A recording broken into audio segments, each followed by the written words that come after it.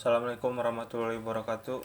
Perkenalkan, nama saya Joni Simatupang, NPM 16118044. Di sini saya akan mempresentasikan hasil dan pembahasan dari jurnal 4, 5, dan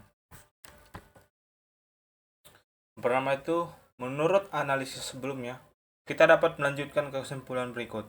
Yang pertama, kedinamisan dan tingkat daya tarik atau DJP dapat memuaskan asalkan penanganan bahan berbahaya dilakukan dengan teknik canggih, sehingga lebih unggul dari terminal tujuan.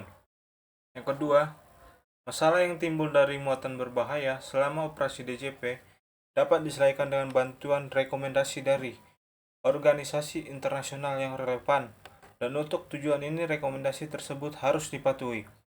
Yang ketiga, skenario DJP merupakan kerangka terpadu perakiraan sosial ekonomi dan perkembangan teknologi. Yang keempat, setiap DJP dapat mengembangkan proses konsolidasi sesuai dengan potensinya. Selanjutnya yang kelima yaitu setiap keputusan pembentukan DJP mengandung pengertian pemeriksaan terhadap pedoman-pedoman untuk membuat terminal seperti itu dan mengatur faktor pembatas tergantung pada data teknis dan ukuran yang dituju. Keenam, investasi harus dilakukan hanya setelah perencanaan yang rasional. Ketujuh, harus ada tingkat kemacetan yang mewakili batas praktis dalam menentukan kapasitas DCP di luar tingkat kemacetan ini. Layanannya disediakan tidak memadai. Dan yang terakhir, kelayakan rencana desain untuk DCP dapat diperiksa secara matematis. Proses simulasi yang harus mempertimbangkan pertimbangan 1-7 yang di atas. Selanjutnya, karena pada jurnal 5, karena kompleksitas masalah, konstruksi modal matematika untuk mengoptimalkan rute kapal yang membawa barang berbahaya terlebih dahulu membutuhkan penentuan domain untuk setiap parameter mempengaruhi fungsi target. Pentingnya parameter yang berbeda pada masalah optimasi kemudian harus diukur. Dalam makalah ini, masalah tambahan yang diperlukan untuk membangun model matematika ditunjukkan. Akhirnya, cara menentukan cara kritis dan navigasi berdasarkan data dari ICE dijelaskan untuk membuat aplikasi komputer yang akan memungkinkan untuk memverifikasi hasil yang diperoleh. Beberapa tambahan parameter masih perlu disestimasi, diklarifikasikan, dan ditugaskan dengan faktor-faktor yang menentukan dampaknya pada keselamatan navigasi. Pada jurnal 6 yaitu analisis biaya dan manfaat untuk peti kemas yang membawa barang berbahaya melalui laut.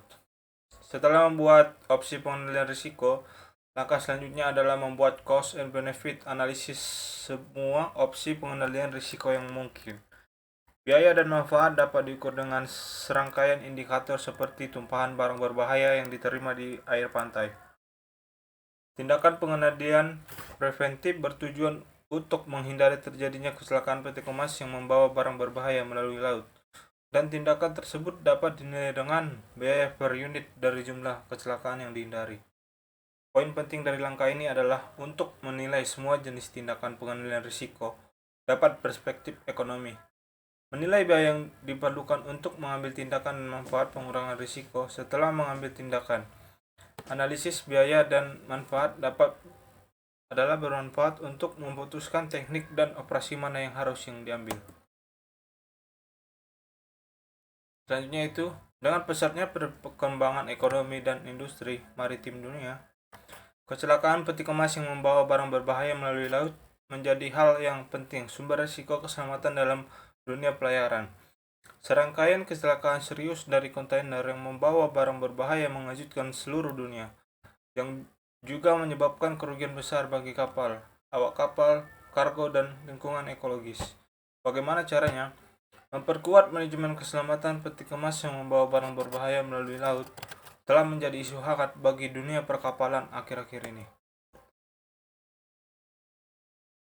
Selanjutnya itu, saat ini sumber risiko untuk peti kemas yang membawa barang berbahaya melalui laut terungkap mencakup 5 aspek: pengapakan kontainer, penyimpanan dan penyemisahan di kapal barang berbahaya yang diumumkan, dan tindakan darurat. Melalui pengenalan OJK dan penerapannya pada peti kemas yang membawa barang berbahaya melalui laut, kita dapat belajar bahwa OJK adalah alat yang efektif untuk memperkuat pengelolaan peti kemas membawa barang berbahaya dan mencegah terjadinya kecelakaan, serta juga memiliki arti penting dalam mengurangi kerugian kecelakaan dan mengambil tindakan yang tepat dalam kecelakaan tepat waktu. Mungkin cukup sekian hasil presentasi dari saya. Mohon maaf jika ada salah kata. Wassalamualaikum warahmatullahi wabarakatuh. Terima kasih.